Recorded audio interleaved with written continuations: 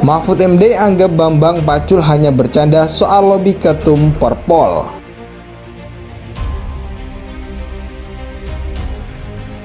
Nah sekarang ini undang-undang penting, nggak bisa lahir. Parpolnya nolak, DPR-nya nolak. Ketika ditanya, DPR kok nolak? Dan ini kan bagus. Bos, sekarang ini, saya kemarin bicara kok susah ya mengajukan aspirasi-aspirasi yang baik bagi pembangunan hukum, tetapi selalu gagal di DPR.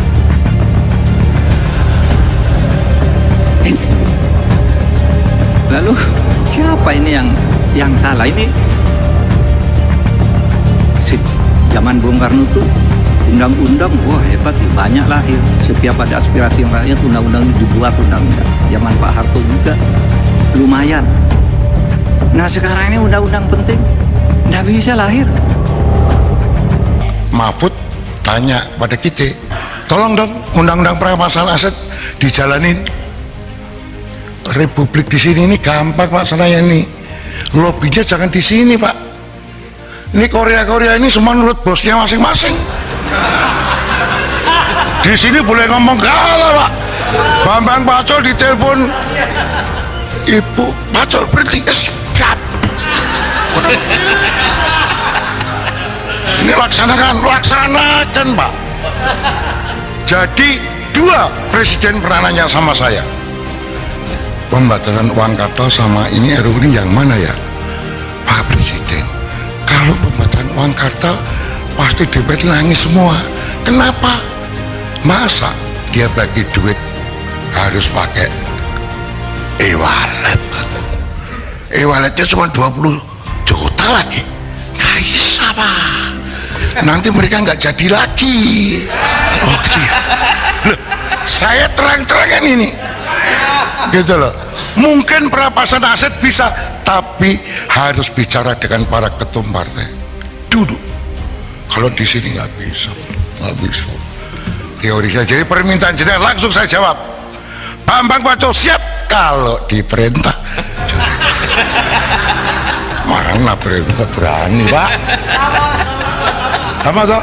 Ayo, itu kira-kira Pak Mahfud. Sulit memberantas korupsi itu.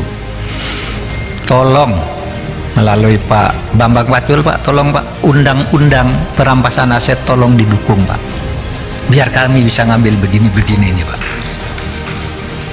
Tolong juga pembatasan belanja uang kartal didukung Pak. Karena orang korupsi itu Pak, nurunkan uang dari bank 500 miliar dibawa ke Singapura, ditukar dengan uang dolar, lalu dia bilang ini menang judi karena di Singapura judi sah, lalu dibawa ke Indonesia sah, padahal itu uang negara Pak, itu pencucian uang. Dan saya tidak bisa diancam-ancam. Kalaupun hari ini nanti setelah ini pimpinan saya mengatakan arteri berhenti, ya saya berhenti bro, karena saya juga bisa terpilih. Kalau saya sendiri nggak mungkin, itu pasti ada budi baik, tangan dinginnya pimpinan. Wong saya bukan orang sana, bisa kepilih.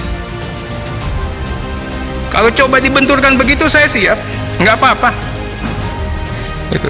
Tapi Prof juga ingat, saya di sini mewakafkan diri Prof untuk belajar menjadi anggota DPR yang baik. Jadi ini saya tidak akan berpanjang lebar Pak. Ya kayak gini, namanya juga baru analisa transaksi keuangan no. Tapi pikirannya orang ini jadi korupsi. Begitu belum Pak. Bahwa itu info awal untuk dilakukan penelitian berikutnya, penyelidikan bahasanya. Mau kasih siapa ya? Penegak hukum yang tadi disebutkan senior saya itu ada 6 itu kan gitu. Jadi izin Pak Ketua Komite TPPU Bambang Pacul nggak setuju kalau itu langsung pansus. Sekali lagi dikorapat. Menko Polhukam Mahfud MD curhat betapa sulit mengajukan aspirasi yang positif bagi pembangunan hukum melalui rancangan undang-undang karena prosesnya selalu gagal di legislatif. Mahfud melontarkan curhat ini di sela ceramahnya yang bertema pemugaran partai politik sebagai instrumen kaderisasi kepemimpinan di Masjid Kampus UGM selama DIY Minggu 2 bulan 4. Mahfud mulanya mempertanyakan pilihan politik masyarakat selama ini sudah tepat atau belum. Dia turut menyinggung politik transaksional atau politik biaya tinggi dalam proses pemilu. Pilihan politik kita ini sudah benar apa tidak? Ini persoalannya. Kalau mau membongkar pembongkaran partai politik, gimana nih cara membongkarnya? Apa mengubah sistem pemilunya atau apa, kata Mahfud. Ia kemudian berkata, sehingga sekarang ini saya bicara kok susah ya mengajukan aspirasi-aspirasi yang baik bagi pembangunan hukum, tetapi selalu gagal di DPR. Menurut Mahfud, di era Presiden Soekarno dahulu setiap ada aspirasi lahir langsung dibuat menjadi undang-undang. Demikian pula zaman Presiden Soeharto yang menurut Mahfud jumlah rancangan disahkan lumayan banyak. Nah, sekarang ini undang-undang ini nggak bisa lahir, parpolnya nolak, DPR-nya nolak. Ketika ditanya lah DPR kok nolak, ini kan bagus, langsung dijawab bos, ujar Mahfud. Meredam tawa jemaah, Mahfud buru-buru berkata, enggak, ini kuliah fikih politik, fikih siasah ini, saudara. Mahfud tak menjabarkan lebih lanjut contoh kasusnya, namun Mahfud berpidato setelah Ketua Komisi 3 DPR Bambang Wuryanto alias Bambang Pacul berbicara soal pengesahan RUU perampasan aset kala rapat di Komisi 3 DPR Jakarta Rabu lalu. Desakan itu muncul menyusul polemik dugaan transaksi janggal 349 triliun di Kementerian Keuangan. Namun Pacul mengatakan RUU perampasan aset bisa goal jika para ketua umum partai menyetujui. Menurutnya semua anggota DPR patuh pada bos masing-masing. Karena itu dia menyarankan pemerintah sebaiknya melobi ketua umum partai. Republik di sini gampang masalahnya, lobinya jangan di sini Pak, ini semua nurut bosnya masing-masing, kata Pacul. Pacul kemudian mencontohkan ia tak berani mengesahkan RUU perampasan aset jika ada instruksi lain dari ibu. Namun politikus PDIP itu tak menjelaskan siapa ibu yang dia maksud.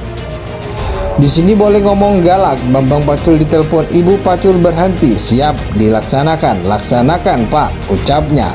Bambang Pacul menyatakan RUU perampasan aset masih lebih mungkin disahkan ketimbang RUU pembatasan uang kartal. Namun lagi-lagi ia menegaskan pemerintah harus berbicara terlebih dahulu dengan para ketua umum partai. Kalau di sini nggak bisa, jadi permintaan jenengan langsung saya jawab. Bambang Pacul siap kalau diperintah juragan, mana berani Pak, ujar dia. Mahfud sendiri menganggap pernyataan Bambang Pacul itu sebagai gurauan semata. Mahfud tak menganggapi secara serius pernyataan soal bos tersebut. Ya bergurau saya kira itu. Kalau Pak Pacul kan suka bergurau, kata Mahfud saat ditemui di Masjid Kampus UIN Sunan Kalijaga, Sleman, DIY pada Sabtu.